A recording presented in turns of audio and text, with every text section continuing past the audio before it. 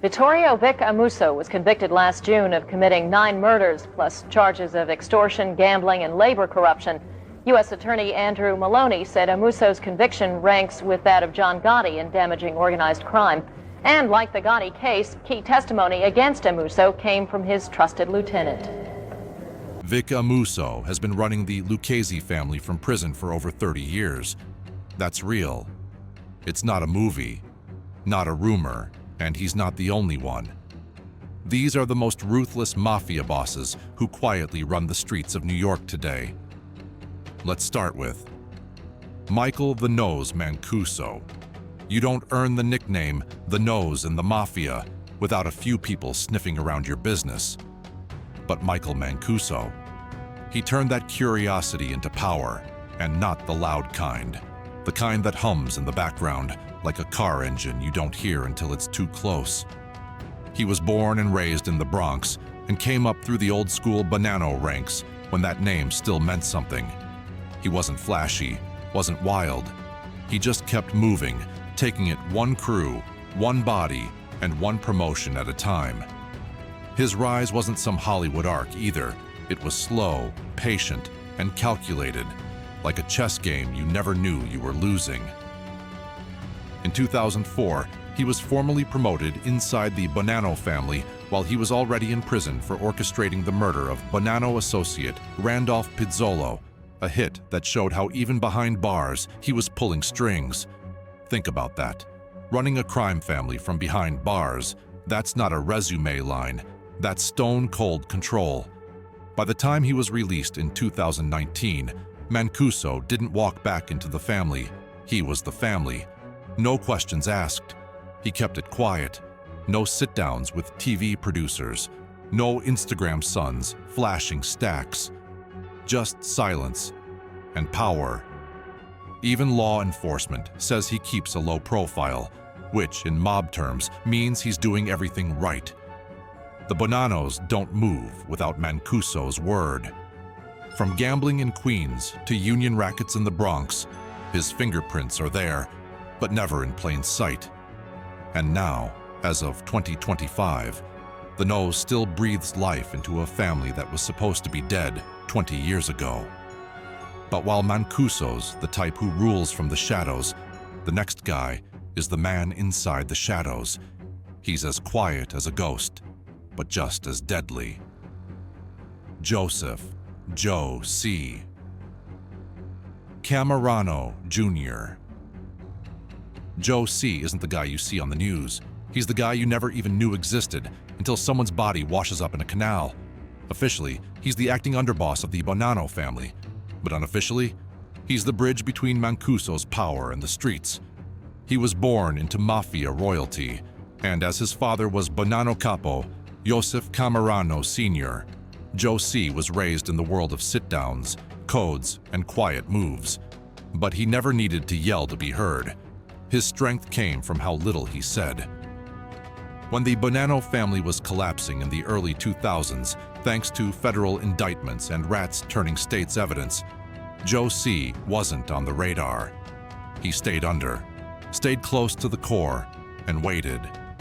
Then, in 2015, while everyone thought the family was fractured, guess who shows up calling meetings? Joe C. He brought structure back to a crew that had been gutted by FBI investigations. When Mancuso was still locked up, Joe C. became the acting boss. He was not officially crowned, but respected enough to hold the fort. And even after a 2018 racketeering trial nearly knocked him off the map, he beat the charges and walked out clean. Well, that only added to his myth. In the eyes of the street, beating the feds is like a coronation. Since then, he's quietly been in the forefront of building the Bonannos into a leaner, smarter, more business-minded operation. But while he's rebuilding with precision, the next man is doing it out of necessity. Little Robert D'Onofrio. You don't usually hear about Robert D'Onofrio unless you're already deep in New York's underworld. And that's exactly how he likes it. Because while most mobsters crave respect, D'Onofrio knows the real power is in being overlooked. Right now, In 2025, little Robert is believed to be serving as the acting boss of the Colombo family.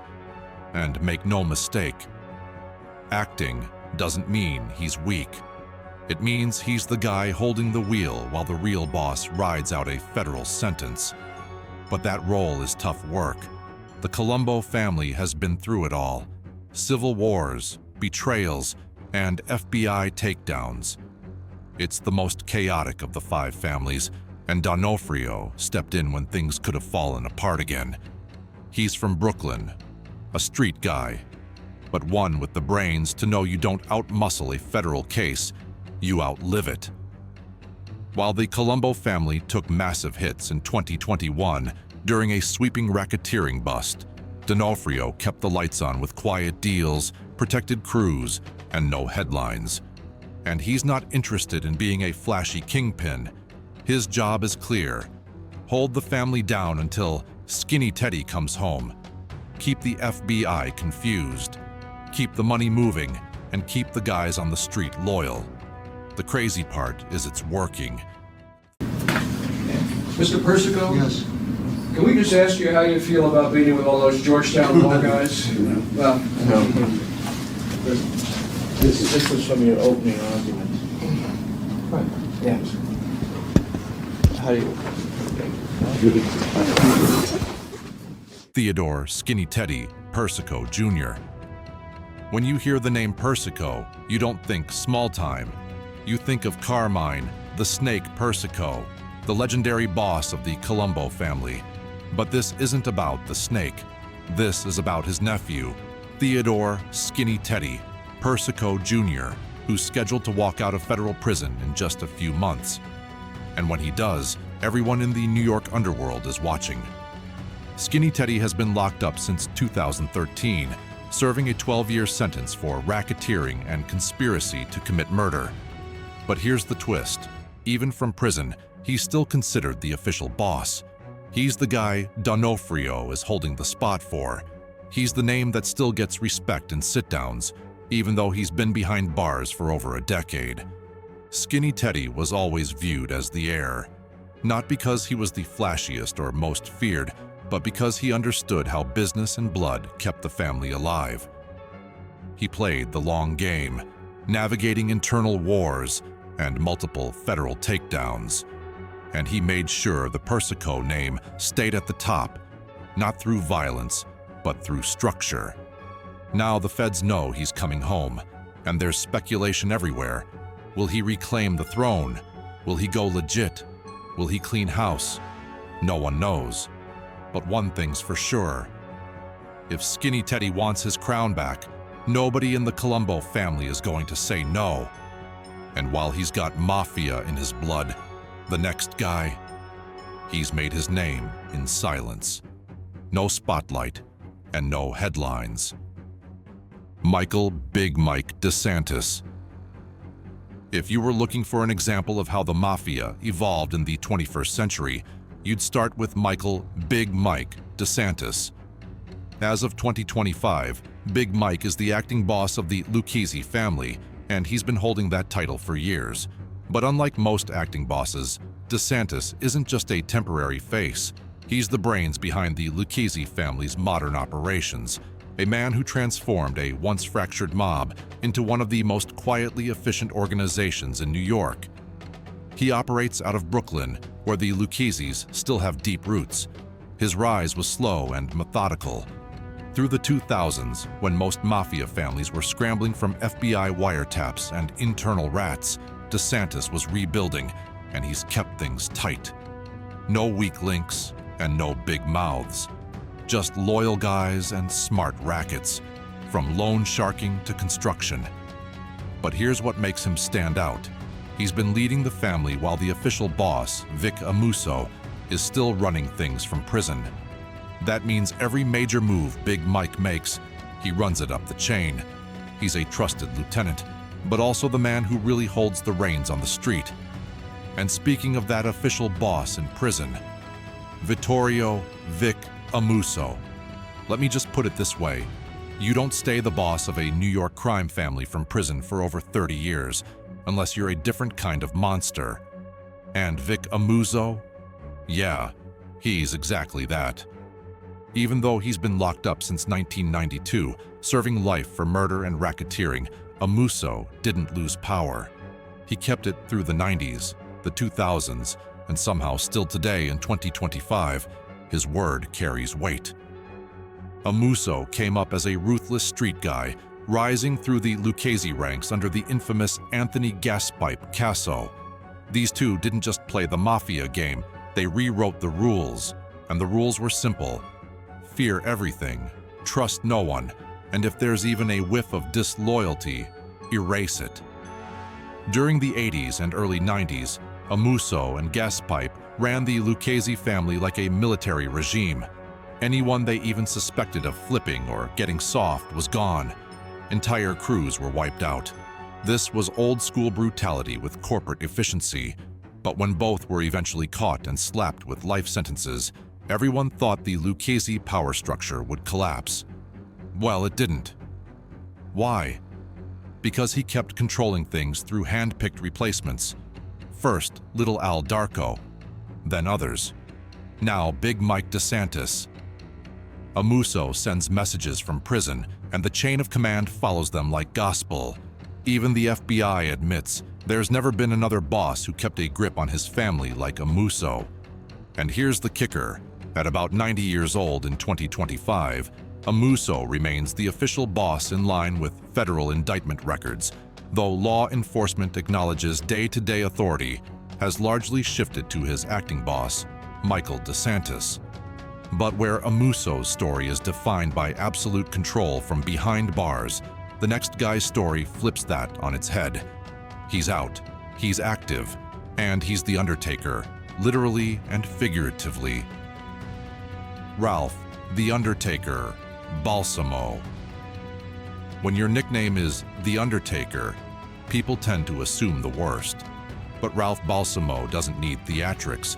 His power is in his reputation, in how little people know, and how deadly serious the people who do know him are. Balsamo is a high-ranking capo in the Genovese family, and an old-school operator in a modern world, balancing violence with diplomacy and making millions in between.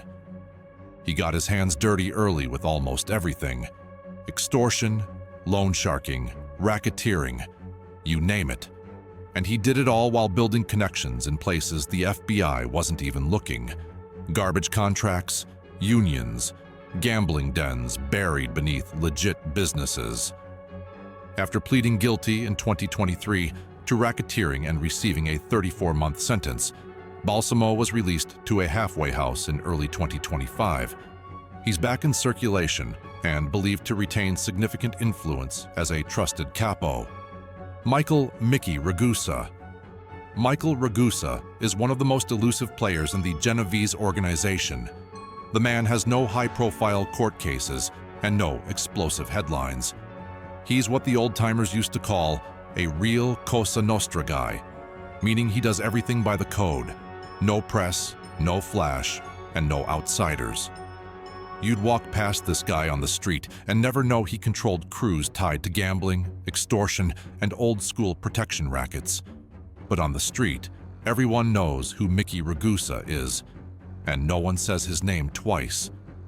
Ragusa is reputed to be the street boss and an effective hands-on leader for the Genovese family since 2019. Although sources don't tie him to specific boroughs, word is he's the guy you go to when something needs fixing, quietly. Ragusa has also built a reputation for disciplining his own men, not out of cruelty, but out of standard. You mess up, you pay the price. You talk, you vanish. That's the rule, and he enforces it.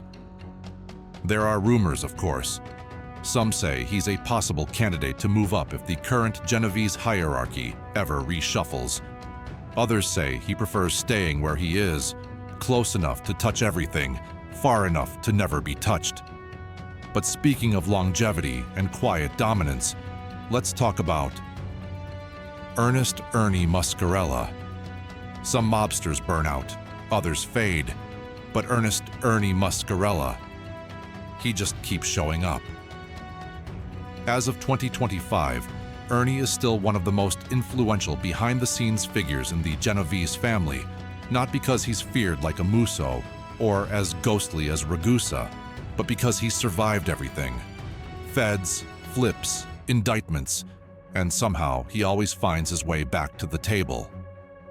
Muscarella was first identified as a rising capo in the 1990s, part of the Bronx crew that fed muscle and money into the Genovese core. He's done his time. He's gotten federal charges, but the guy never cracked, never flipped, and always kept his mouth shut, which in mafia math is priceless. What makes Muscarella especially interesting is his adaptability. When many older guys fell behind, stuck in old rackets that dried up, Muscarella stayed with the times. He shifted into legit-seeming businesses, ran bookmaking ops under the radar, and trained his guys to keep things digital, but low-key. Even the FBI has admitted they can't tell how much power he really holds anymore. Is he still calling shots? Or is he just the old man everyone respects out of habit? Truth is, maybe both. Because in this world, respect and fear are two sides of the same coin, and Ernie Muscarella still cashes in. And yet, if Muscarella is the slow-burning ember of Genovese legacy, the next guy, he's the one who never left the top. Liborio Barney Bellomo. Barney Bellomo might be the closest thing to an untouchable mob boss alive today, not just because he's powerful, not just because he survived multiple federal cases, but because he somehow made being a mafia boss look smart, controlled, professional, in the best way possible. Liborio Barney Bellomo came up fast in the 90s. In his 30s, he was already acting boss of the Genovese family, a family that's known for being the most secretive, most structured, and hardest to infiltrate. And for the next 3 decades, he's been quietly running the show. Yes, he's been indicted, he's served time. But every time the feds thought they had him cornered, Barney walked out smarter, cleaner, and sharper. He's never been flashy, never made a mess like the Gambinos did during the Gotti era. And that's exactly what's made him dangerous, because while others sought fame, Barney built an empire that doesn't make headlines. It makes money. As of 2025, sources say he's still the guy, still the man who oversees the family's rackets across the Bronx, Westchester, and beyond. And he doesn't operate from the shadows because he has to. He does it because it works. His meetings are private, his lieutenants are loyal, and the FBI is still struggling to prove half of what they think they know. There's a reason Bellomo is treated like royalty in the mob world. He's the rare one who actually learned from history and used it to stay alive, stay free, and stay rich. Joseph, Sonny, Giuliano. Joseph, Sonny. Giuliano isn't flashy, and if you didn't grow up around Bath Avenue in Brooklyn, his name might mean nothing to you. But to guys who know the streets, he's a neighborhood legend. Giuliano's roots go way back. He's a guy from the real old days, who rose up the Gambino ranks by running numbers, loans, and gambling operations through Bensonhurst and Staten Island. What made him unique wasn't just how much money he pulled in, it was how he kept everything old school, how he used handwritten slips, small stakes bettors, and 0 digital footprints. In 2003, the feds finally caught up and busted his crew in a sweeping gambling case. Giuliano pleaded guilty, did his time, but when he came out, he was still Sonny. And now in 2025, well into his 80s, the man's still considered active. Not because he's running around shaking down shop owners, but because he's a symbol, a bridge to the past. A man who never broke the code, never flipped, and still commands loyalty. He's not the future of the mafia, he's the last of its golden era ghosts. And that leads us to one last name, the one that pulls all the threads together. He's not the flashiest, not the most feared, but in 2025, he's the guy quietly believed to have taken the crown of the Gambino family. Lorenzo Mannino.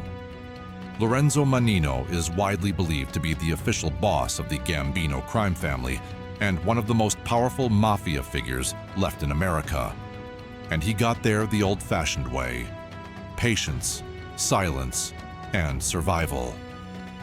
Mannino made his bones as part of the Sicilian wing of the Gambinos. They called them the Zip Crew, back when John Gotti still ruled the streets. He was involved in drug trafficking, international heroin rings, and by the early 90s was already facing serious federal charges. He got hit hard and did his time. Fast forward to the 2010s, and Lorenzo's name kept popping up in surveillance logs, sit-downs, and wiretaps. He was always present, but never leading. That's how he played it. He didn't chase the spotlight. He let others fall on the sword. And now, in the post-Gotti, post-Cefalù era, all signs point to Mannino running the show. The entire Gambino family, which is one of the 5 major mafia factions in New York, likely reports to him. But he keeps it tight. No flashy lieutenants, no explosive headlines, just a low-key structure that emphasizes money, tradition, and absolute silence. Law enforcement sources say he still operates from Bensonhurst and Staten Island, overseeing international drug pipelines, sports betting rings, and white-collar fraud schemes. The modern Gambinos under Mannino look less like street gangs and more like shadow corporations. That's his style.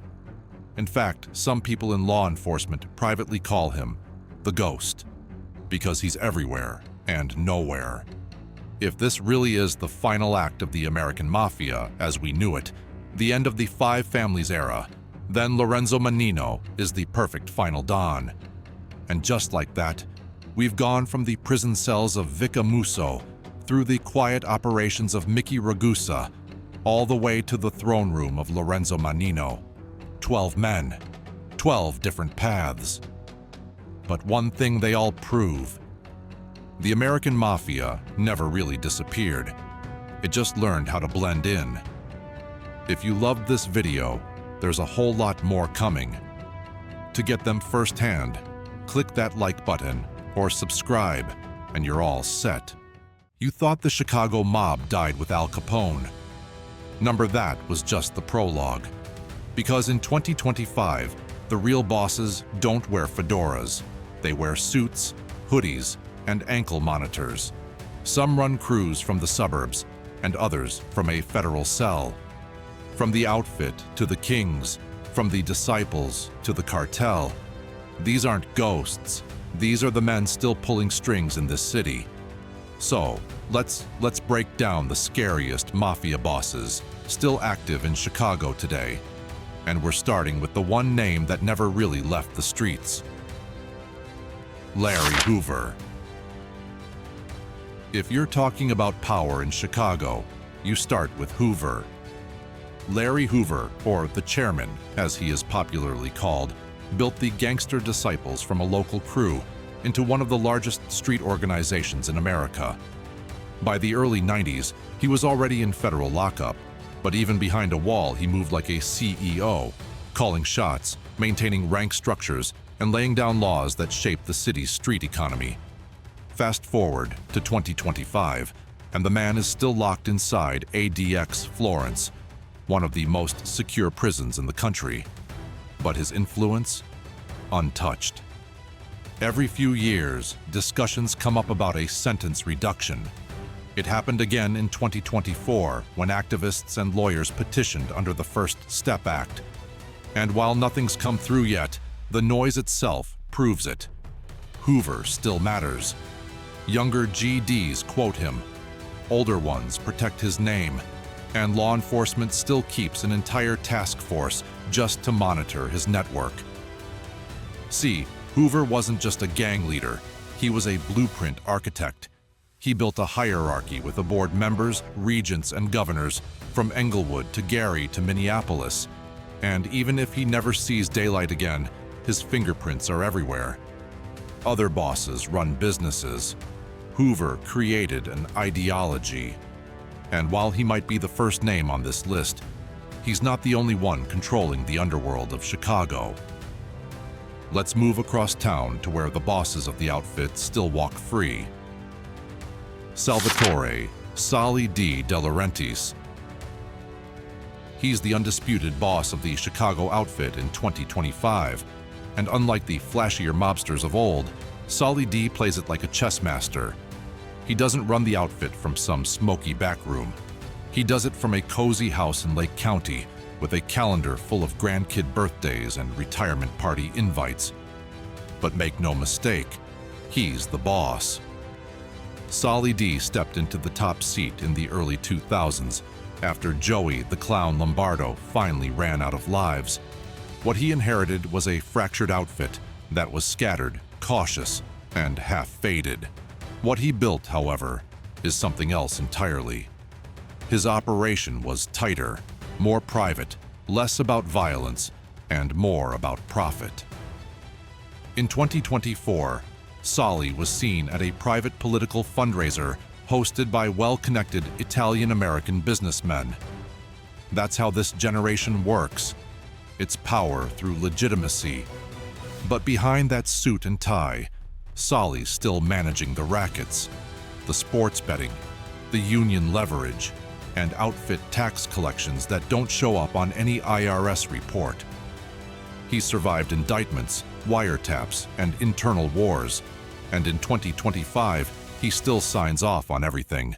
And if Sally's the brain, our next guy is the muscle. Albie the Falcon. Albie Vena doesn't talk much. He doesn't have to. His reputation speaks louder than any headline. He is the street boss of the Chicago outfit. Think of him as Sally D's enforcer, field commander, and a human warning shot all rolled into one. You cross the outfit, and you'll hear about Albie before you ever see him. He came up through the Grand Avenue crew, an outfit faction known for keeping things old school.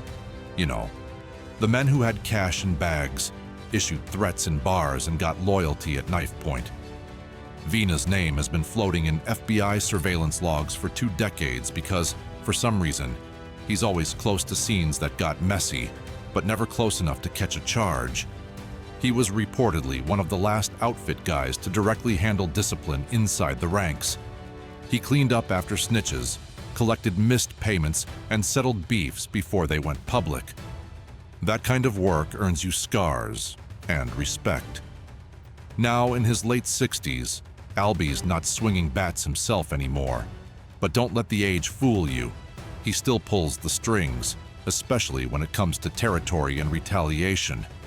And he's not doing it alone. The new wave has its own tactician. Salvatore Sammy Cards Catadella. You don't get a nickname like Sammy Cards unless you've been around the table long enough to know who's bluffing and who's dead. Salvatore Catadella is part of the outfit's newer guard-handling business in the western suburbs, places like Melrose Park, Addison, and Elmhurst. He came up through the gambling scene, card rooms, sports books, and those backroom poker games where the real money moves. But these days, he's much more than a bookie. Sammy's known as a logistics guy. If someone needs a payment collected without breaking bones, or a zoning permit pushed without fingerprints, it's probably going through him. He's been linked to Albie Vena and other West Side outfit figures in at least 2 FBI surveillance operations since 2020. But just like the rest of this new generation, he keeps things boring, and that's exactly why he's dangerous. He's not the guy flipping tables or lighting cigars with $100 bills. He's the guy who gets 5% of every dollar without ever being in the room.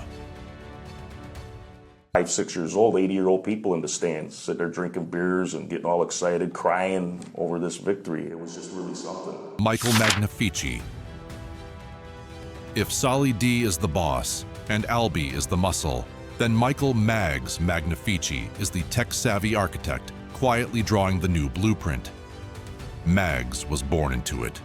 His father, Lee Magnifici, was a respected outfit capo tied to Elmwood Park and Cicero for decades. But Michael didn't waste his time trying to be his dad.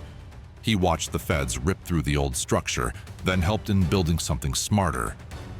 He's been tied to online gambling networks, offshore crypto laundries, and legit businesses with questionable ledgers. Some say he's working with guys like Paulie Carparelli, another younger outfit name with big ambition and even bigger loyalty. Together, they've built what some in law enforcement call the digital wing of the outfit. Magnifici hasn't been hit with any major indictments yet, and that's key. Because in today's crime world, the most dangerous guys are the ones the FBI hasn't figured out yet. He doesn't talk and doesn't post, but if you've ever lost money in a suburban betting app that doesn't exist on paper, odds are Mags took a cut. And next up is the guy who's out here collecting for real. Just left. They walked up there. He got in the head with something. Good. That's all I'm saying. My one friend walked up to him this way, from the front. Right. The other guy walked up from back. No. He just started wailing at him. He didn't. No words, no nothing. No, hit him right in the back of the head. Was he a big prick? He's huge. They said he's huge. Paul Carparelli. Paulie C. doesn't pretend to be subtle. In fact, he never has. This is a guy who came up breaking kneecaps and collecting envelopes.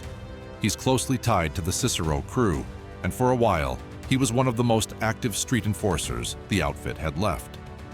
In the early 2000s, the feds wiretapped him, boasting about beatdowns and threats like it was still 1985. He eventually got pinched in a big FBI sting and did time for extortion. But here's the twist. That didn't finish him. Since his release, Carparelli has reportedly found his lane again, this time with less direct violence and more coordination. Word is, he works alongside guys like Michael Magnifici, moving into modern rackets, gambling apps, debt schemes, and nightclub protection. He's the guy you call when someone's late, loud, or thinks they're untouchable, and that's exactly why he's still around. Because even in 2025, the outfit still needs someone who knows how to make people cooperate. A tax evasion conviction and court-ordered restitution of $141,000. But tonight, the I-team has learned Mr. Fratto still owes most of that. Rudy, the Chin, Fratto. Rudy Fratto walks like a civilian, but those that know what he really is. The Chin is an old-school Elmwood Park outfit guy. You don't last this long unless you're careful, connected, and just dangerous enough to be respected, but never reckless enough to be caught red-handed. He's been popped before for tax evasion and bid rigging, the kind of paper crimes that tell you exactly how deep his fingers are in the city's union and construction networks. He's been out of prison since the mid-2000s teens, and since then, he stayed under the radar, but still in the game. In outfit terms, Rudy's like a consigliere with a Rolodex. There's no need to threaten anyone, just one phone call and the problem solves itself. Because guys like Rudy survive by acting like civilians until it's time to remind you they're not. And speaking of quiet survivors, John Pudgy Matassa Jr. John Pudgy Matassa Jr. is one of those guys the outfit never let go of, even when the law caught up. Back in the day, Pudgy was the secretary-treasurer of a Teamsters chapter on Chicago's North Side, collecting union dues while funneling money to his outfit friends. In 2017, the feds nailed him for fraud because he manipulated his pension payouts so he could collect earlier and bigger. It was clumsy, honestly, but even that mistake didn't shut the door on him. After a short stint behind bars, Matassa re-emerged as what insiders call a logistics fixer. No more headlines and no more office doors with his name on them. He was just a guy who made sure trucks moved, contracts stayed clean, and no one asked too many questions. But not everyone likes quiet. Some guys get restless, and when that happens, things start blowing up. And the evidence at his trial proved that he was not a violent person. Michael Sarno. Sarno ran the Cicero crew in the 2000s and 2010s, back when the outfit was trying to rebuild after the family secrets trials. His style was brutal and old school. Pipe bombs and intimidation were part of the playbook. He was convicted in 2010 for overseeing a violent extortion racket and sentenced to 25 years. But in 2025, his name still matters. Guys who came up under Sarno are still around, still making money, and still sticking to his script. According to insiders, Sarno stays in touch through lawyers, visits, and phone calls, routed 6 different ways. He's not barking orders from the yard, but he doesn't have to. The structure he put in place before going down still holds. Because real bosses don't just run things, they build systems that keep running long after they're gone. Now we turn to a quieter kind of outfit leader. Robert Dominic. Robert Bobby. Dominic isn't the kind of guy who shows up in mob documentaries. Well, until this one. He's not flashy, not violent, not even well-known outside of Chicago. But that's exactly why he's lasted. He's a longtime Grand Avenue outfit associate and is deeply connected to day-to-day operations. Earlier this year, the IRS finally caught up with him, and he was indicted for tax evasion tied to unreported income, including outfit-linked businesses and suspected cash laundering fronts. Now here's what makes Bobby interesting. He's not a capo, he's a mover. The kind of guy who makes sure the vending machine money gets to the right crew, or that a construction job quietly pays its kickback without raising alarms. Think of Bobby as a high-up errand man for people who don't like repeating themselves. He's done collections, managed cash-heavy businesses, and according to federal documents, moved tens of thousands in outfit funds without ever touching a computer. And just a few blocks away, a different kind of crew is moving weight and bodies under a whole different banner. Raul Cavillo. In March 2025, the DOJ indicted Cavillo as one of the top Latin Kings enforcers operating out of Chicago's southeast region. The charges went from racketeering to conspiracy to commit murder and moving drugs across state lines. This wasn't some gangbanger caught with a pistol. Cavillo was described as a regional organizer, a man who greenlit violence, enforced tax collection, and coordinated drug shipments between Illinois and Indiana. He didn't run the whole operation, but he didn't need to. In the Latin King structure, every move goes through a layer of leadership, and Cavillo was that layer. Even now, while he's locked up and awaiting trial, his name still circulates in street gossip. Because when you've handled enforcement for the Kings, people don't stop fearing you just because the bars are metal. Joel Nunez. Joel Nunez was the second name on that 2025 federal indictment, right next to Cavillo. According to the feds, Nunez ran a crucial piece of the Latin King's Midwestern drug infrastructure. Oh, and I'm not talking just street-level deals. I mean multi-kilo shipments, weapons, safe houses, and lookouts. And yes, murder coordination. Most of his moves were invisible, but when the indictment dropped, law enforcement laid out a web of intercepted calls, tracking data, and surveillance footage that painted the picture. Joel Nunez wasn't just involved, he was calling shots. Oh, and there was one more name on that indictment. Carlos Padilla, Jr.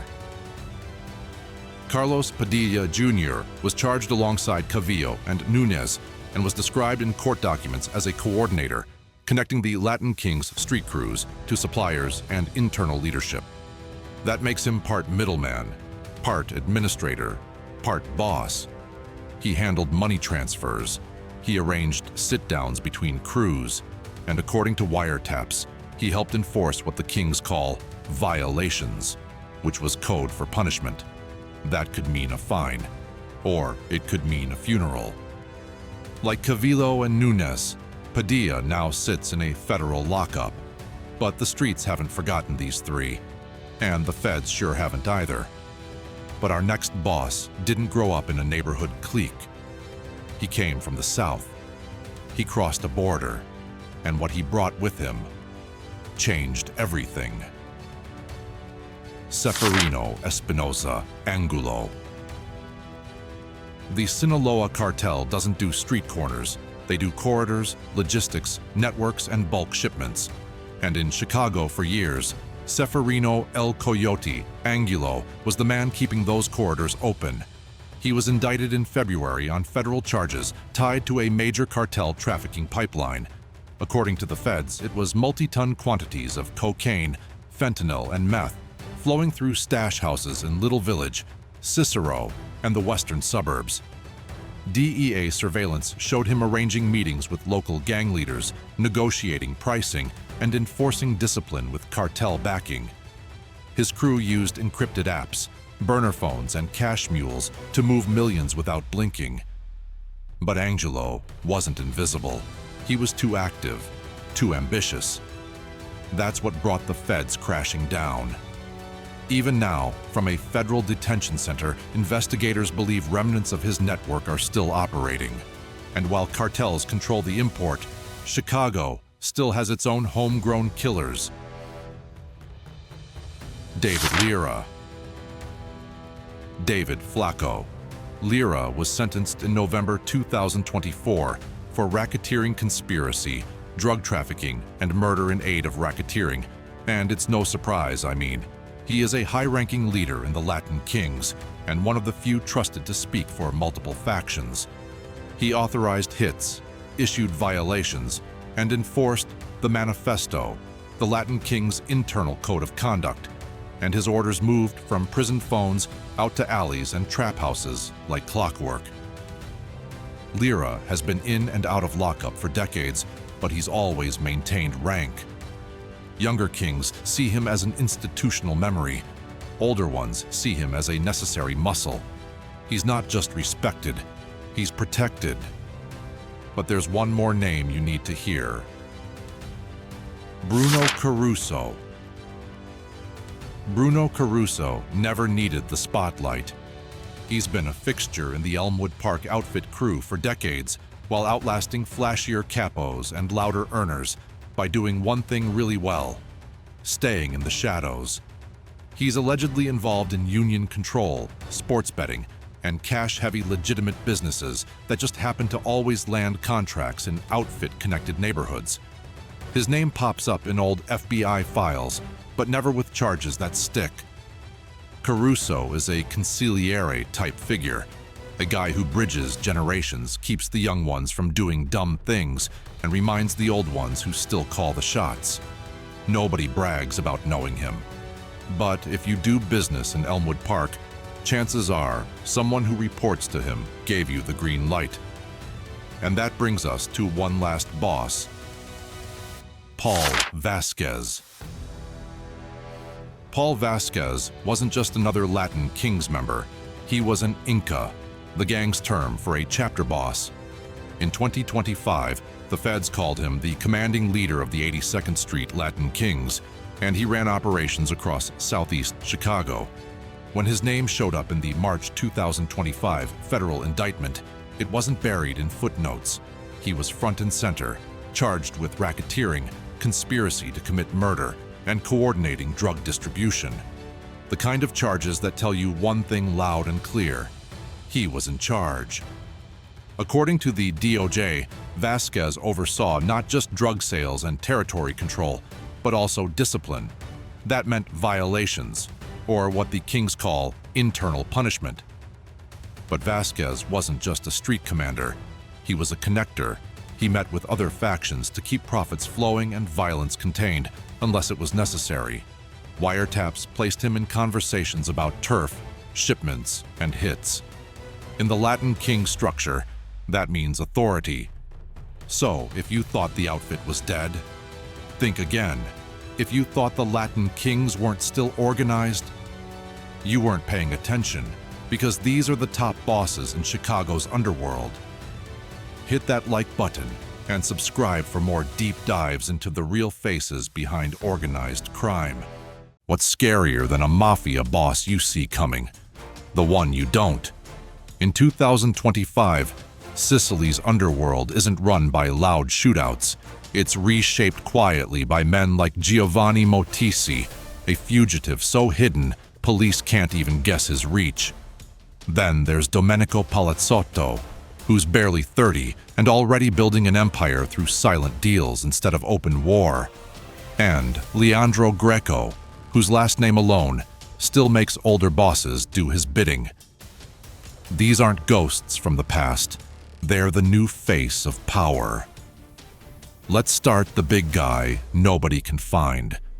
Giovanni Motisi.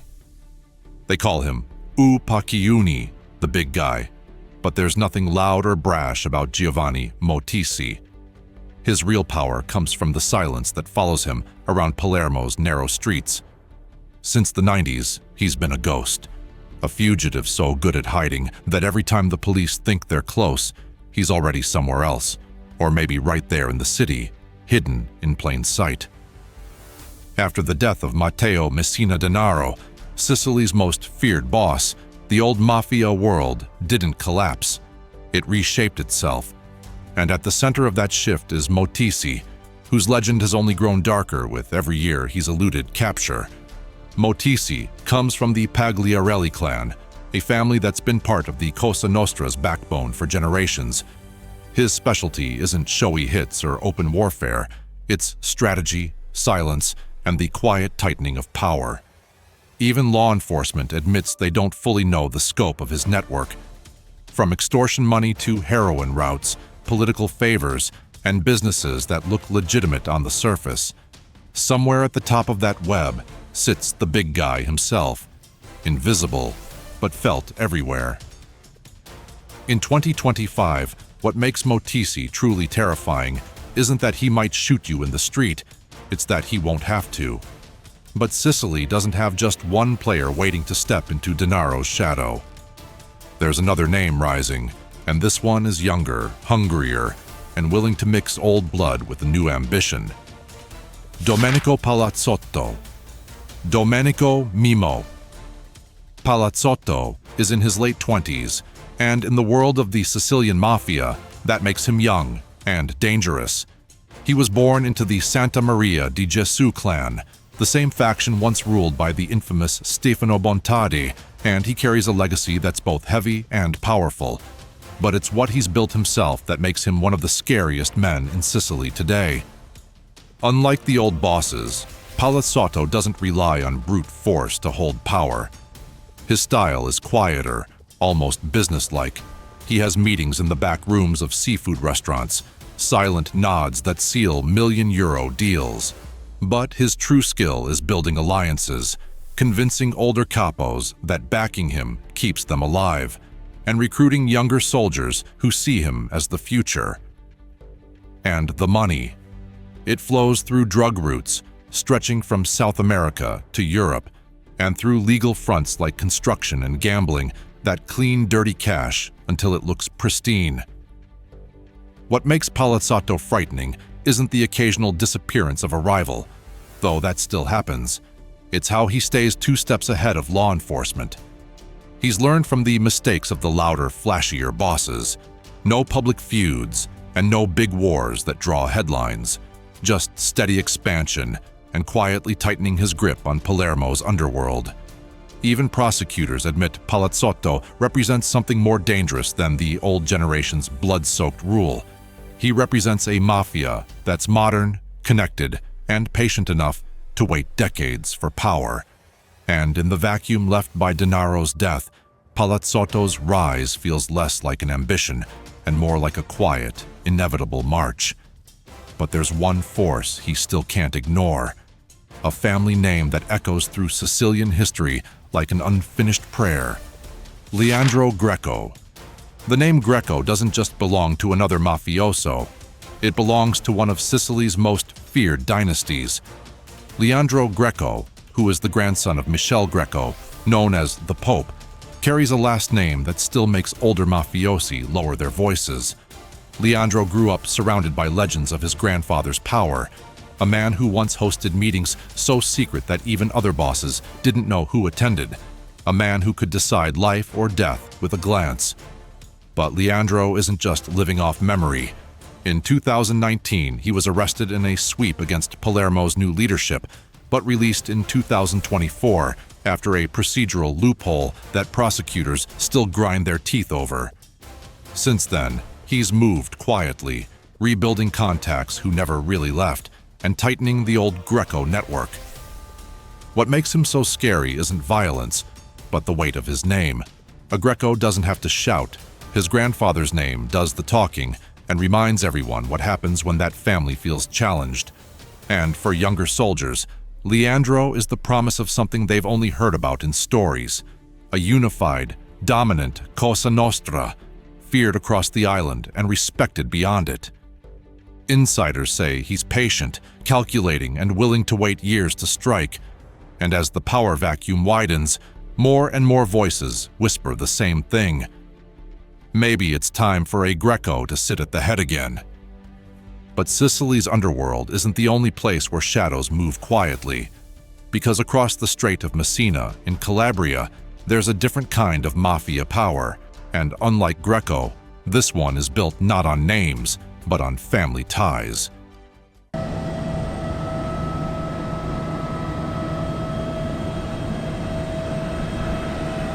Rocco Morabito. If Sicily's Cosa Nostra rules with legend and bloodlines, the 'Ndrangheta of Calabria rules with something older, family loyalty that is bound so tightly it feels carved into bone. And at the center of that shadowy network stands Rocco Morabito, who was once called the Cocaine King of Milan. But that nickname barely covers what he really is. Rocco was born into the powerful Morabito clan of Africa and rose through the ranks by turning the 'Ndrangheta into one of Europe's biggest drug pipelines. He was arrested in Uruguay in 2017, but escaped a few years later in a breakout that felt like it was from a season of Prison Break. However, it didn't last long. He was recaptured in Brazil in 2021 and finally extradited to Italy in 2022. But here's the part that terrifies prosecutors in 2025. Even after years in custody, his empire keeps running. The 'Ndrangheta doesn't need one man to survive. It's built around family clans, so each branch controls different parts like shipping routes, ports, and shell companies. Billions in cocaine move through Europe's ports like Rotterdam and Gioia Tauro and are laundered into construction, energy, and even wind farms. And somewhere in quiet coded messages and family meetings, Morabito's influence still flows through the network. What makes him different from the old bosses is that power isn't attached to his freedom. He can be behind bars, yet shipments still arrive, politicians still get friendly phone calls, and prosecutors still face anonymous threats. His cousins, brothers, and in-laws keep the machine running. And just when you think you've seen the darkest corners of organized crime, let's talk about Victor, Little Vic, a Musso. In New York, the mafia doesn't wear the same face it did in the days of Gotti and Castellano, but some names still carry an aura so heavy it weighs down entire families. Victor, Little Vic, a Musso is one of those names. He's the official boss of the Lucchese crime family, and he's been serving a life sentence since 1992. Yet, law enforcement believes he still shapes what the family does from inside prison walls. Under his watch in the late 80s and early 90s, the Luccheses became infamous for internal hits and violent discipline, the kind that sent shockwaves through New York's underworld. Prosecutors say Musso never really surrendered power, even after his conviction. Orders whispered through visiting rooms and coded notes kept the family alive while bosses outside fell to indictments and wiretaps. And even now, Musso still keeps soldiers in line, sometimes more effectively than a man walking free ever could. But in the same city where Musso built his legend, another boss stands outside prison walls, quietly running a family that once was on the edge of collapse. Michael Mickey Mancuso. Mancuso did time for manslaughter after a 1984 killing, but by the mid-2000s, while serving time again, he allegedly rose to lead the Bonanos and led them through one of the messiest chapters in their history, the era of mass informants and FBI takedowns that dismantled so many old mafia structures. Yet somehow, the Bonanos didn't vanish. They adapted, scaled down, and got quieter. And by the time Mancuso walked free in 2019, he'd already reshaped the family. In 2025, what makes Mancuso terrifying isn't flashy violence, it's the discipline. The modern Bonanno family keeps a low profile, avoids street wars, and focuses on loan sharking, gambling, and controlled drug distribution, which means they have enough money to stay powerful, but not so much heat that it draws FBI task forces like the old days. Liborio Barney Bellomo. Liborio Barney Bellomo isn't the kind of boss who makes tabloid covers. But ask anyone who knows the streets of New York, and his name comes up with a different weight. Born in East Harlem, Bellomo rose through the Genovese family, historically the most secretive and disciplined of New York's 5 families. By the late 90s, he was already recognized as a powerhouse, even after serving time on racketeering charges. In 2025, he's reputed to still sit at the top of the Genovese hierarchy, and if there's one thing about them, they don't do flashy hits or talk to cameras. They move money quietly through projects that look legitimate on paper, but behind every deal, there's someone collecting a silent tax for the family. What makes Bellomo scary isn't violence for its own sake, but control. Prosecutors describe a system so disciplined that it resists infiltration. Soldiers speak only to capos. Capos answer only to the boss. No texts and no emails, just quiet meetings in diners or construction sites. Even today, the Genovese family under Bellomo stays largely untouched compared to their peers. In a world where informants have crippled other families, the Genoveses remain a fortress.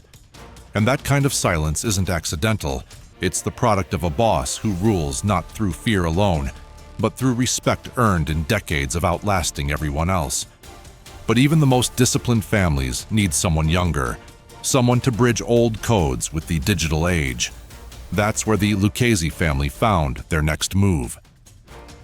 Michael Big Mike DeSantis. Michael Big Mike DeSantis doesn't look like the mythic mafia don of Hollywood.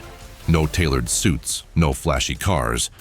But inside the Lucchese family, DeSantis is the man tasked with keeping an aging institution alive in a world of crypto scams and surveillance cameras on every block. He was named acting boss after Victor Amuso, who's still officially the boss from behind bars. But DeSantis brings something different. He's not burdened by the glory days. He just wants the family to stay profitable and out of the headlines. His alleged control includes extortion rackets, loan sharking, gambling, and smart money laundering through restaurants, trucking, and even internet businesses. What makes him frightening isn't that he's reinvented crime, but that he understands exactly how to keep it old school where it matters. Now, it's fewer meetings, fewer phones, and fewer names written down. And when someone steps out of line, they don't get a warning on social media. They just cease to exist, or their business quietly burns, and nobody files a police report. But if you think New York's mafia bosses are the end of the line, you haven't met the true monsters of the modern underworld. Because south of the border, power isn't quiet, it's ruthless, and it moves billions in drugs and death alike, and there's one man on top.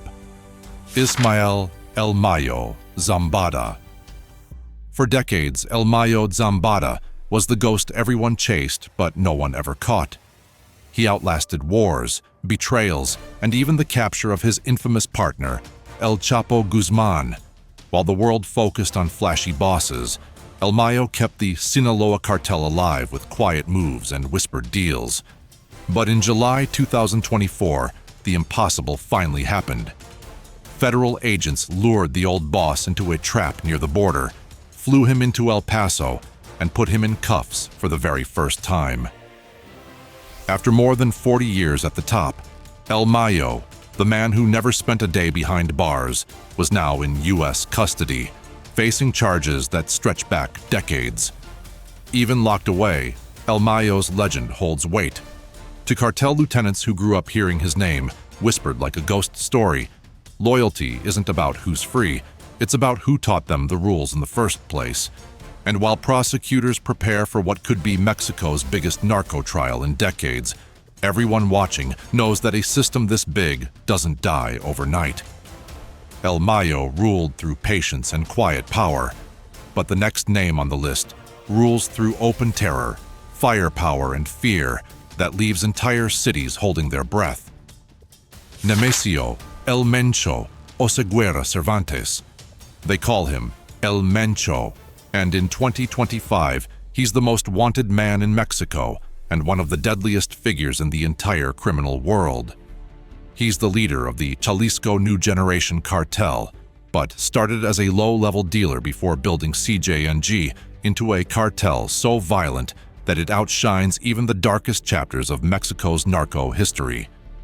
In less than 2 decades, his group has taken on rivals, killed police chiefs, shot down military helicopters, and in 2025, they're still expanding, trafficking meth, cocaine, heroin, and fentanyl across continents.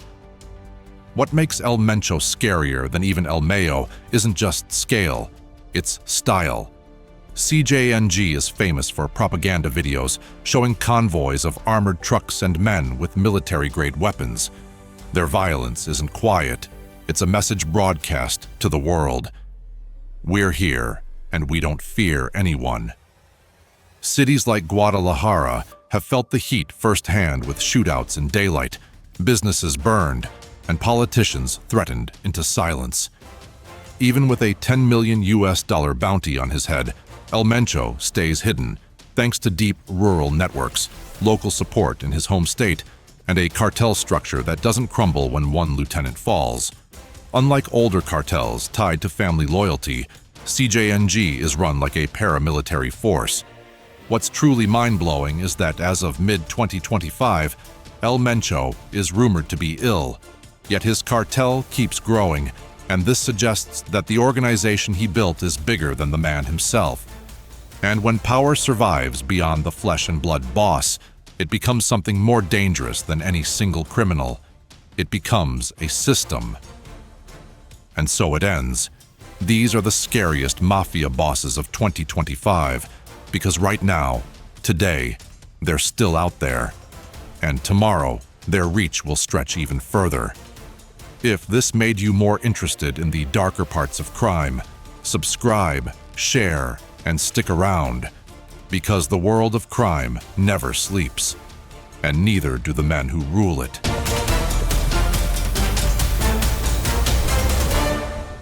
Five or 10. How many? More than 50. MS-13 and many other gangs. These are animals. These aren't people. They're psychopaths, sociopaths.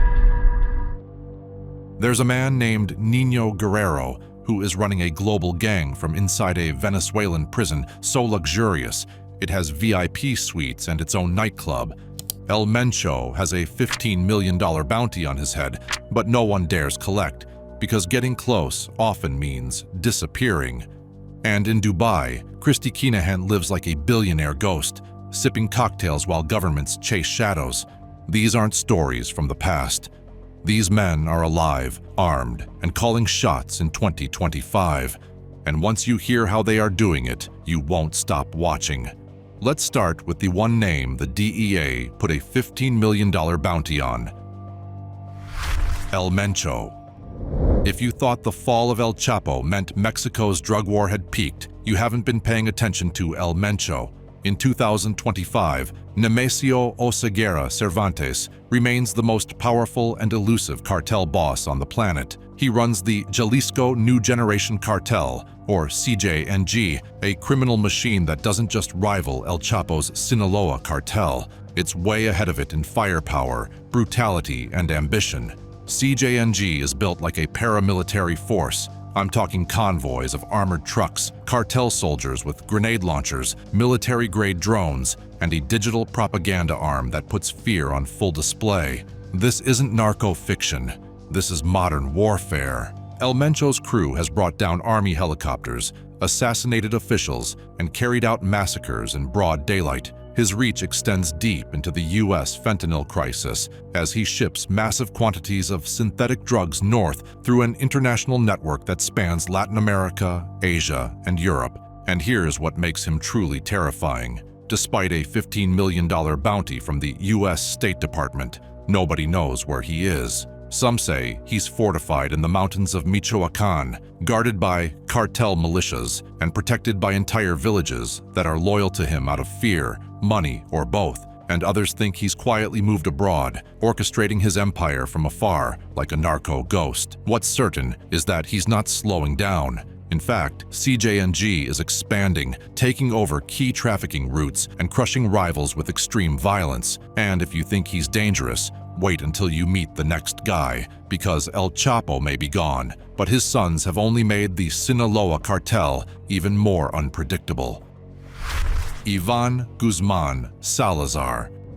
Just when the world thought El Chapo was finished, his son stepped out of the shadows and made sure the Sinaloa cartel didn't just survive, but evolved. Ivan Guzman Salazar is one of the most feared and unpredictable cartel figures still operating in 2025. He's the oldest of the infamous Chapitos, who are the four sons of Joaquin El Chapo Guzman, and he's arguably the most aggressive. While his younger brother, Ovidio, was captured in 2023 and extradited to the US, Ivan has only doubled down.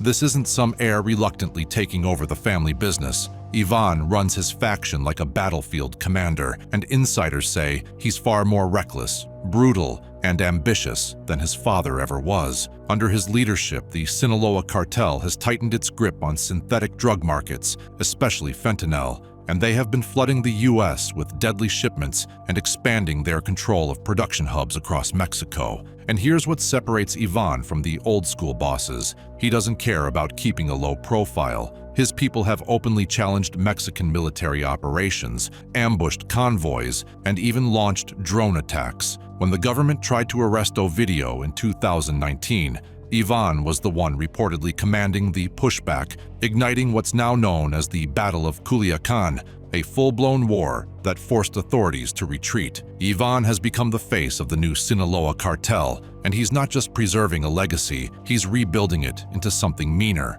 And the scariest part of all of this is that his younger brother might be even quieter and deadlier. Jesus Alfredo Guzman Salazar. You don't hear much about Jesus Alfredo Guzman Salazar, and that's exactly how he likes it. While his brother Ivan makes headlines, Jesus moves under the radar and is known in narco circles as El Alfredillo, the quiet force behind these Chapitos' power. Where Ivan brings fire, Jesus brings silence.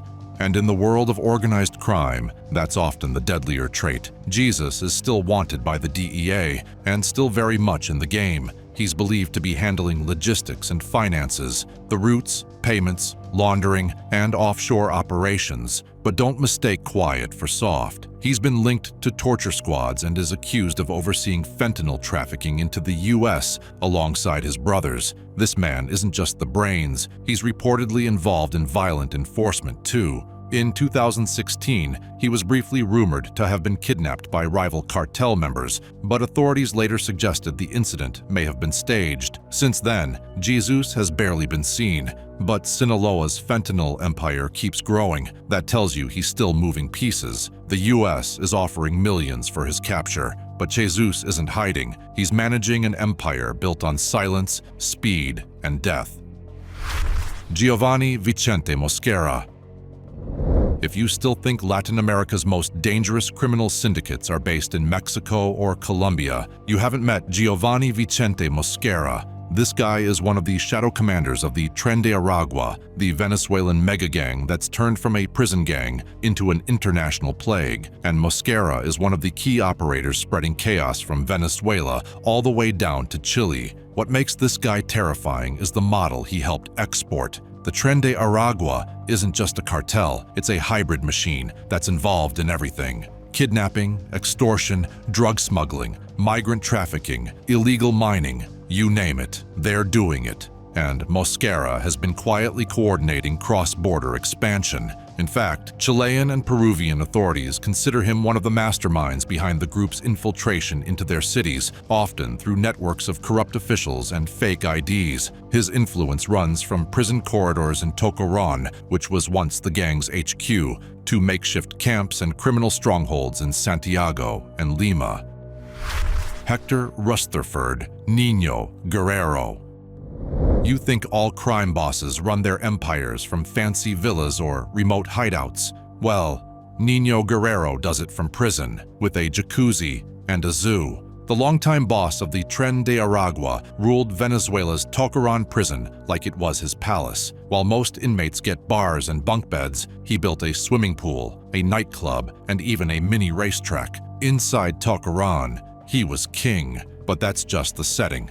What makes Guerrero truly dangerous is what he's still managing after the Venezuelan government raided Tocoron in late 2023. Despite the raid, he slipped away. I mean, he just vanished. Some say he was tipped off. Others believe he orchestrated the entire thing to move operations deeper underground. Today, Nino Guerrero is still at large, and the Tren de Aragua remains active across multiple countries. Guerrero isn't some relic hiding in the jungle. He's still giving orders, still growing his network, and still untouchable in large parts of Venezuela. Law enforcement agencies across South America say his model of using prisons as cartel headquarters has become a blueprint for new gangs. He's not just surviving post-Tocoron, he's thriving. Jose Adolfo Fito Macias. If Ecuador needed a poster child for narco-state collapse, it would be Jose Adolfo Fito Macias. The man once ran Los Choneros, one of Ecuador's most feared gangs, from inside the country's most secure prison, Guayaquil's La Regional, and not secretly either. He practically ran the place. In January 2024, when authorities moved to transfer him, Fito simply vanished. That jailbreak, which was just days before Ecuador's new president declared war on organized crime, triggered a wave of prison riots, car bombs, and assassinations that shook the country to its core. But here's the twist. After nearly a year on the run, he was recaptured in February 2025 during a military raid. And even now, back in custody, Fito remains a threat. Los Choneros still hold power across Ecuador's coastal cities. The group's alliance with Mexican cartels, especially the Sinaloa cartel, means Fito's influence reaches beyond prison walls. Inmates still treat him like a general, and his return to jail might just be another phase in a much longer game. This isn't over. Not even close. Christy Kinahan Sr. Most drug lords fear prison, but Christy Kinahan made it part of his origin story. Before Dubai penthouses and global headlines, he was just another Irish lad doing time in Dublin's Mountjoy prison. But he didn't waste those years. He learned Spanish, French, and Dutch behind bars, and by the time he walked out, he was a free man with a blueprint for one of Europe's most dangerous drug empires. Today, Kinahan Sr. is living like a ghost billionaire, hiding in plain sight in Dubai, untouched by any government, and walking through five-star lobbies while Interpol watches helplessly. His cartel moves cocaine, heroin, and weapons across continents like a Fortune 500 company, and his sons, Daniel and Christopher Jr., act as the face of the next generation. But Christy, he's the architect. Europe's law enforcement has issued sanctions, built task forces, and even dropped $5 million bounties, and still, there has been no arrest, no mugshot, and no courtroom. Just silence and whispers that Christy Kinahan is negotiating arms deals in the Middle East, setting up legal fronts in Africa, and laundering money through airlines, real estate, and even cryptocurrency. And just when you think Kinahan is too far removed to be dangerous anymore, his rivals start turning up dead in Spain, or bullets start flying in boxing matches. His web is tight and his power is quiet, but it's everywhere. Now imagine that level of influence, but inside the European underworld. That brings us to the next man, who's not loud, not flashy, and barely even documented, but is one of the most connected names in the entire Kinahan operation.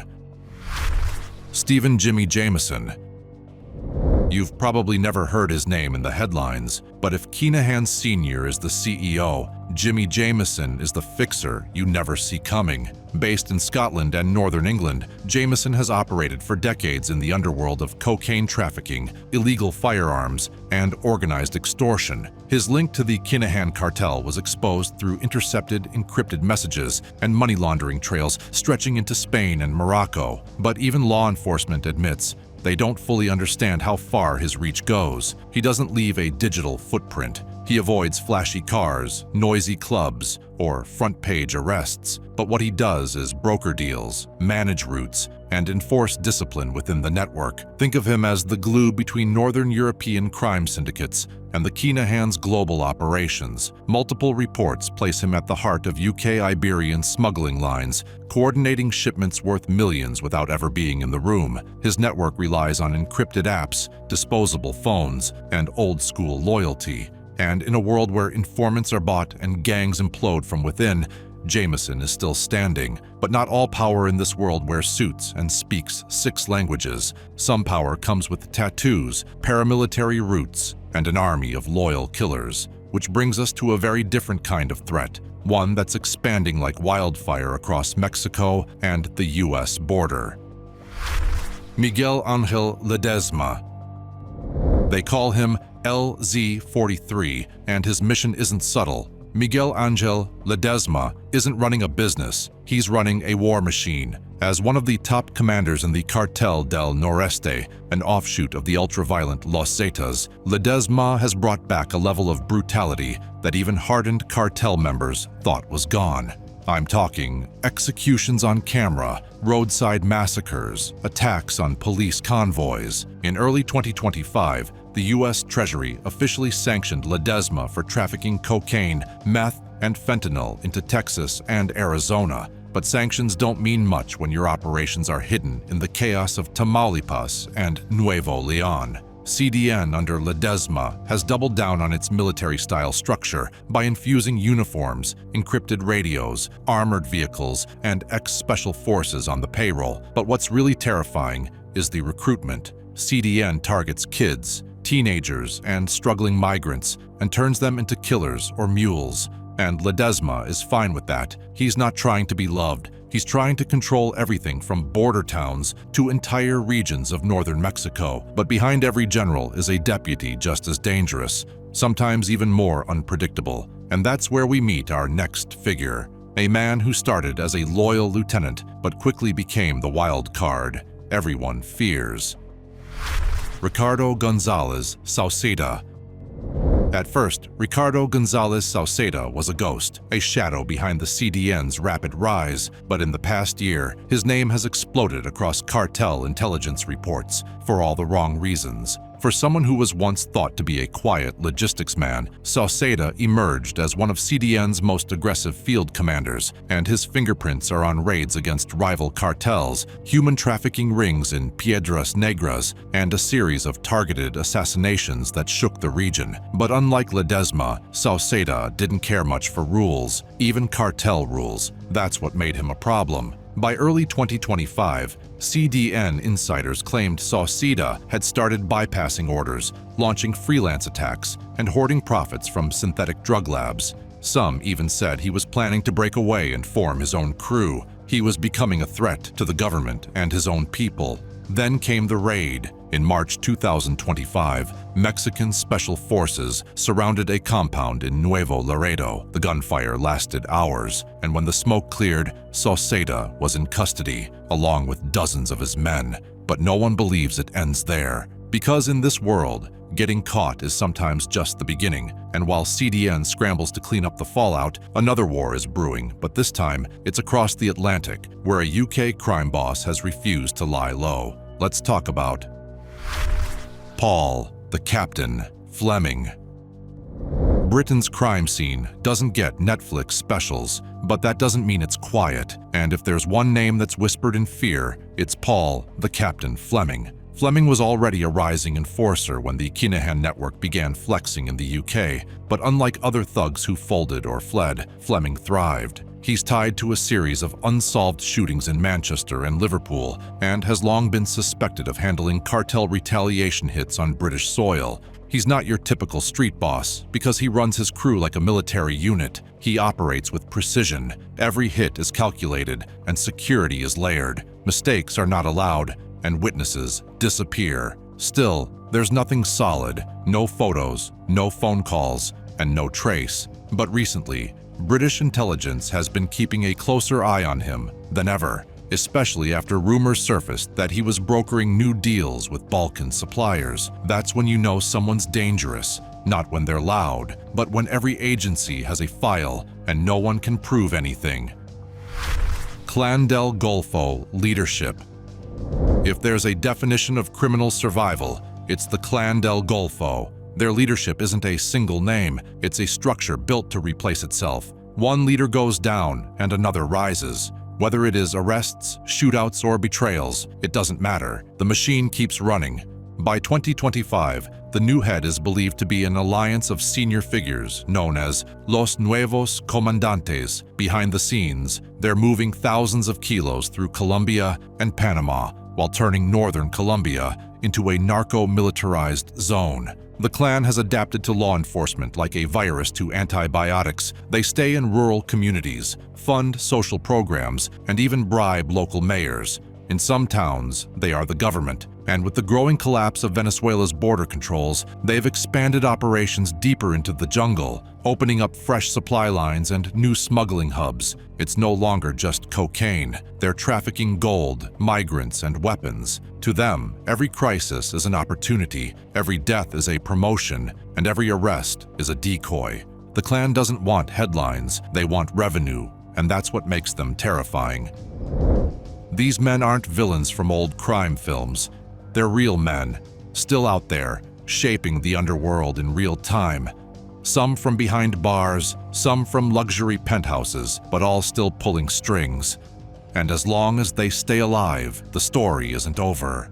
If you want more deep dives into the world's most dangerous figures, subscribe and hit that bell, because this rabbit hole, it only gets darker. Power, loyalty, betrayal, and blood. Mafia bosses weren't just feared, they ruled empires. But when your life is built on violence, it usually ends the same way. From a Don gunned down outside a steakhouse, to a mobster blown up on his front porch, to one literally beaten to death in prison with a padlock and a sock, these aren't just gangster stories. These are the violent final moments of the most dangerous men in the underworld. Here are the stories of mafia bosses who died brutal deaths, with each one bloodier than the last. Let's start with Albert Anastasia.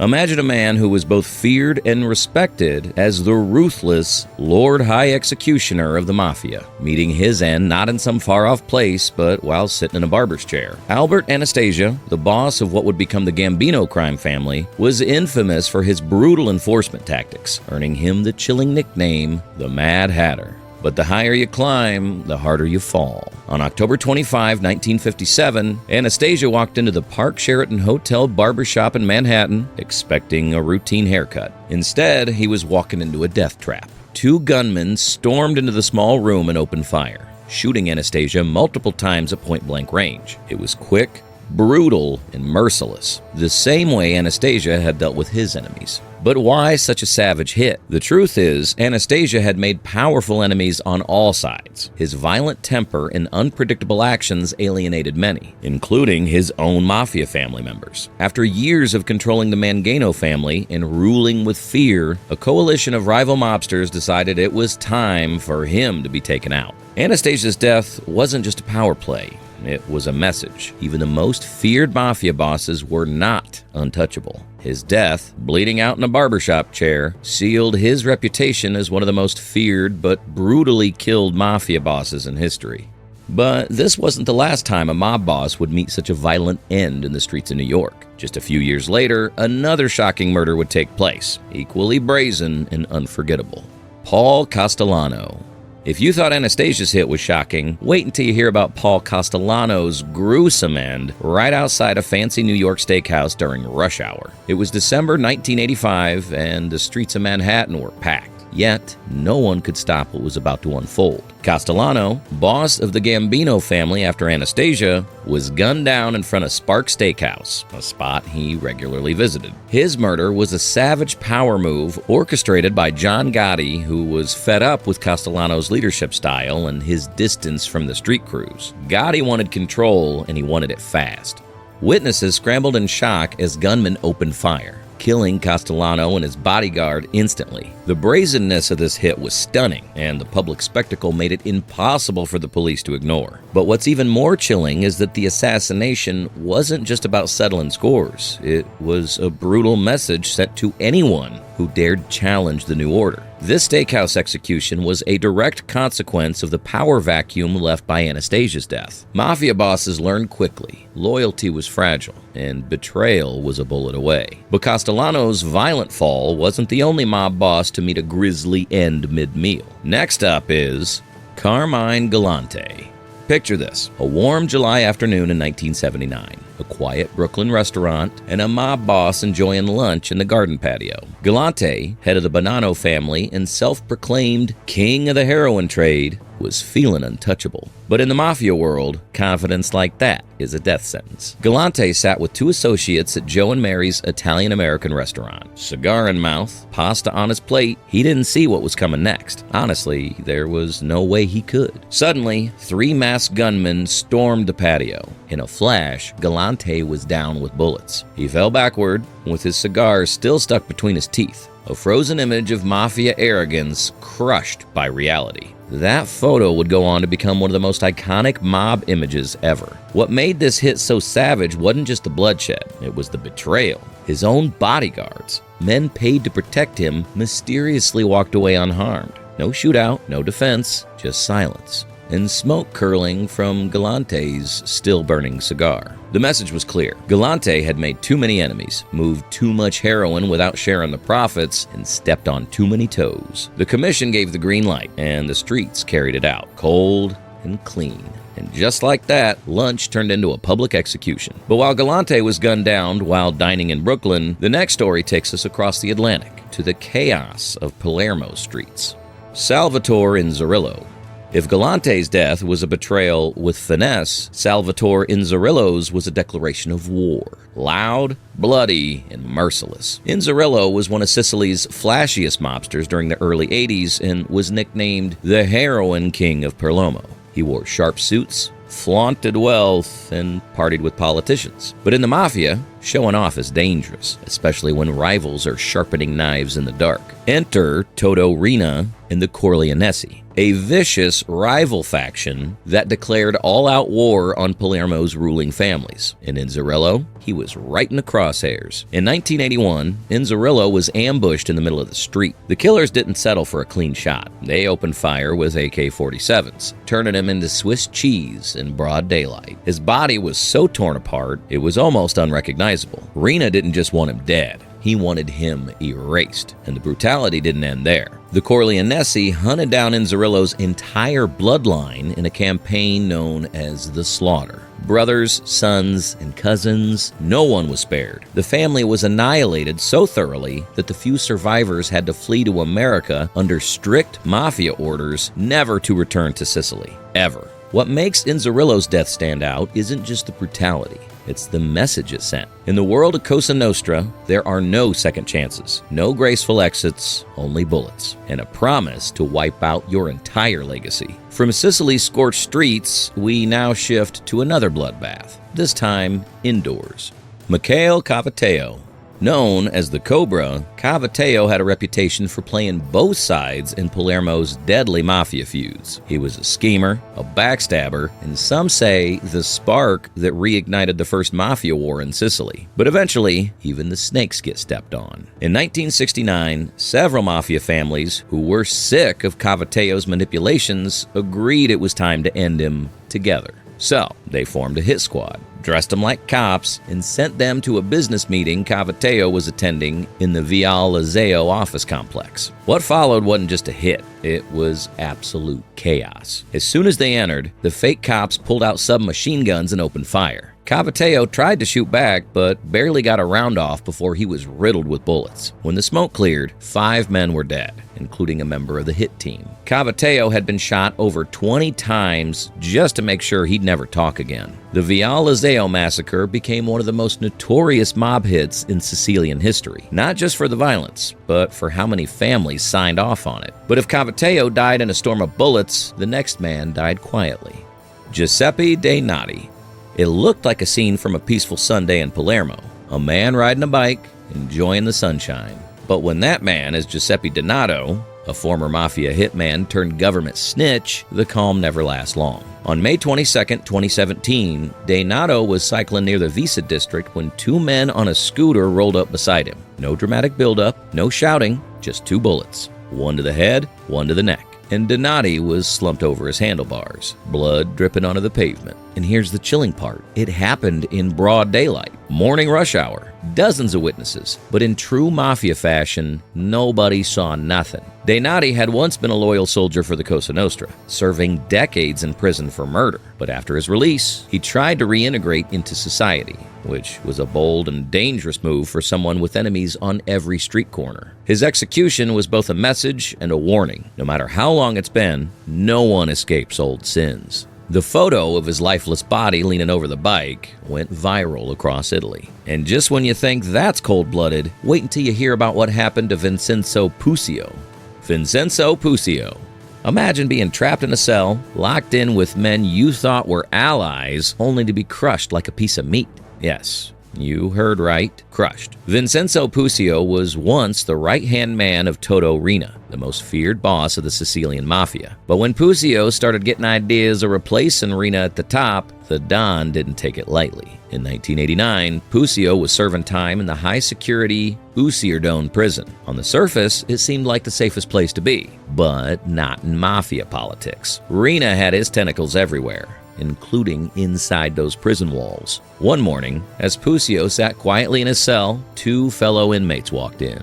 Without a word, they pulled out iron bars and beat him to death, over and over. No guns, no noise, just blunt trauma. His body was barely recognizable. It's even crazier when you find out the attackers were also mafia members, hand-picked by Riina. Puccio had the ambition, he had the connections, but he forgot one mafia rule: never outshine the king. And from one scary betrayal to another, our next boss thought he'd found peace in the silence, but the quiet ones, they rarely go gently. Let's talk about Angelo Bruno.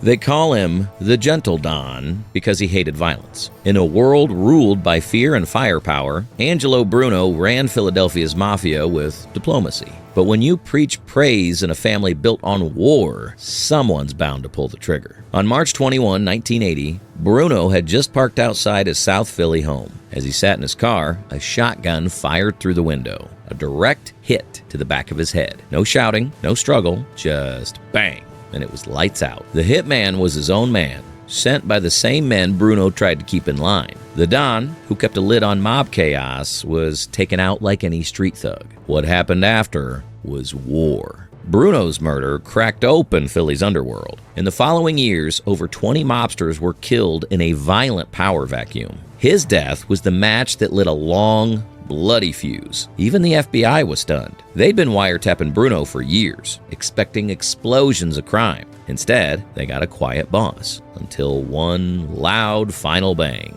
And speaking of loud, let's talk about a man who literally exploded out of the mafia. Philip Chicken Man Testa.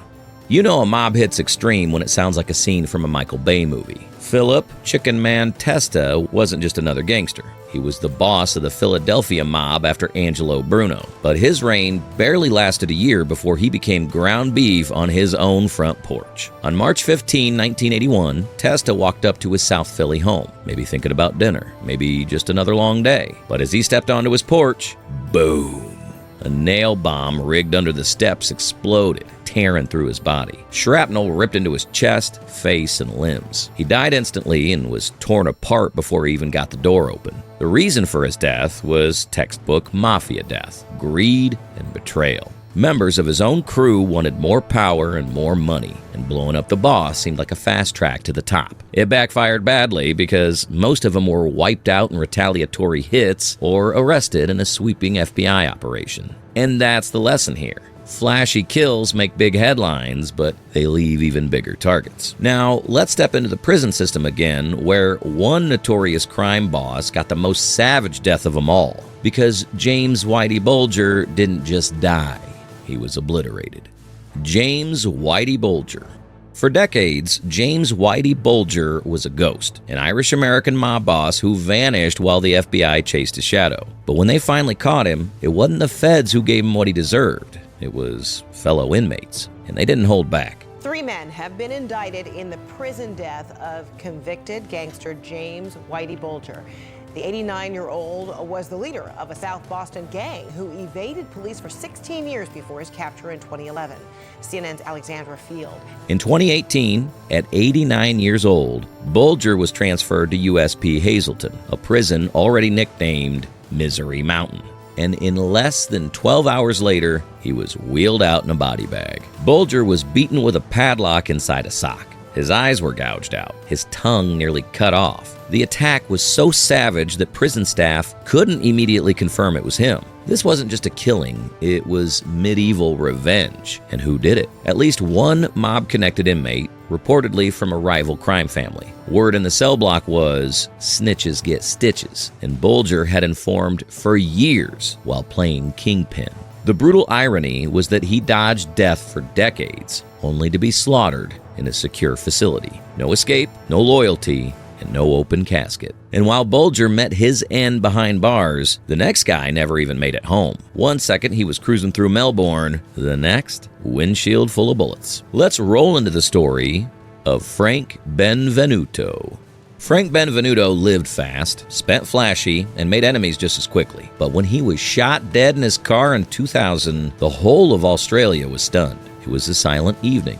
Benvenuto, a high-profile figure in Melbourne's organized crime scene, was driving through Port Melbourne in his car. Suddenly, a gunman pulled up beside him and unloaded a volley of bullets through the driver's side. Benvenuto was hit multiple times. His car rolled to a stop with his engine running. Bodies slumped against the seatbelt. No warning, no time to react, just lead and silence. What made it even colder was Benvenuto had survived previous attempts on his life. He was supposed to be cautious. He was reportedly cooperating with police. Some say he was ready to flip. If that's true, the hit wasn't just payback, it was prevention. His murder triggered a domino effect. Cops tightened the screws on known gangland figures. Investigations got more serious. Alliances shifted. Streets of Melbourne were heating up, and no one felt safe. Speaking of Melbourne, this next hit happened just steps away from a grocery store.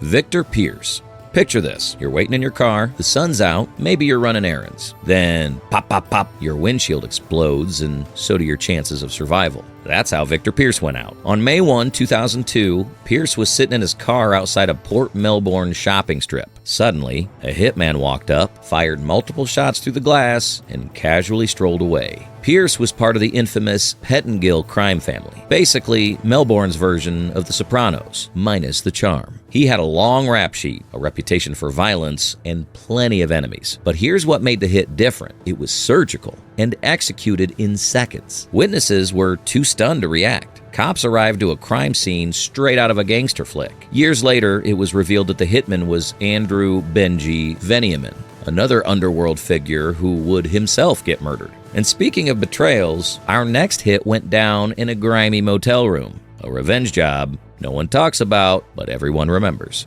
Richard Mladenich. Mad Richard Mladenich, was unpredictable, volatile, and known to push the wrong buttons. And one day in 2000, that recklessness caught up with him in room 7 of a rundown St. Kilda motel. It was late. Mladenich was inside with a few associates when the door opened, and in walked a man with a gun. No threats, No shouting, just one clean shot to the head, execution style. Cops initially hit a wall, but whispers pointed to Carl Williams, one of Melbourne's most feared underworld figures, as the man who ordered the hit. Why? Mladenovic was allegedly becoming a liability. He talked too much, fought with the wrong people, and messed with drug deals that weren't his. What made his death particularly haunting was how personal it felt, because this was not a drive-by or a street hit. It was a face-to-face farewell. Even the location added grit: a cheap motel, dingy lights, and cigarette burns on the curtains. It was like a Hollywood scene. Joe Quadera.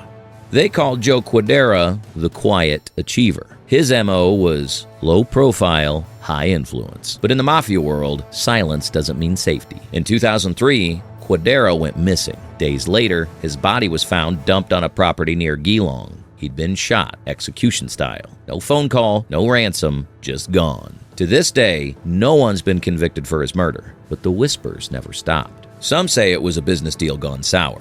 Others believe his own crew betrayed him, worried he was about to turn state witness. Either way, Quadera's end was methodical, because this was a hit planned by people who knew his routines, his blind spots, and most importantly, how to disappear him. His murder rattled Victoria's underworld. Quadera wasn't a hothead. He wasn't reckless. But that's what made it scary. If someone that careful could get clipped, no one was safe. And finally, let's end with a man whose death was fast, ruthless, and loud. Not in a back room, not behind closed doors, but in the middle of the street, where the whole world could see the blood-stained message. Alfonso Murator.